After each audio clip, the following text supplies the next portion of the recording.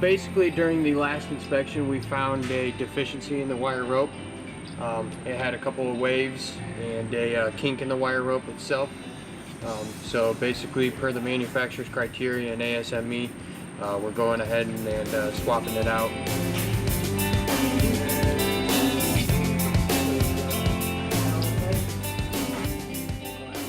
There's that groove, that initial groove right there that the wire rope's going to set in. This clamp is going to come across and it's just going to clamp that one right in there.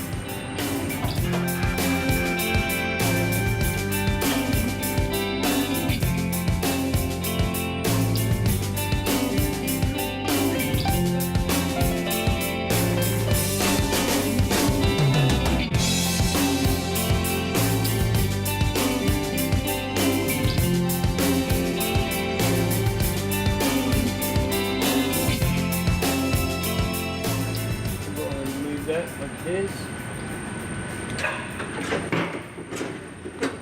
Check all the way around to make sure that wire rope is actually seated all the way around and that you're not grabbing a part of the hoist or a cross member or something.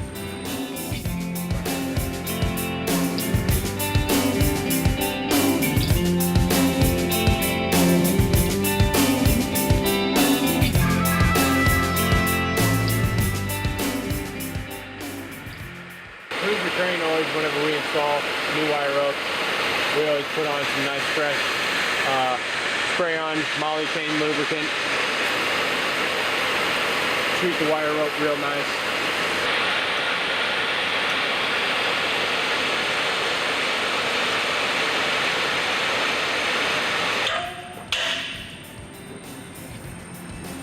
That's the way it's supposed to look.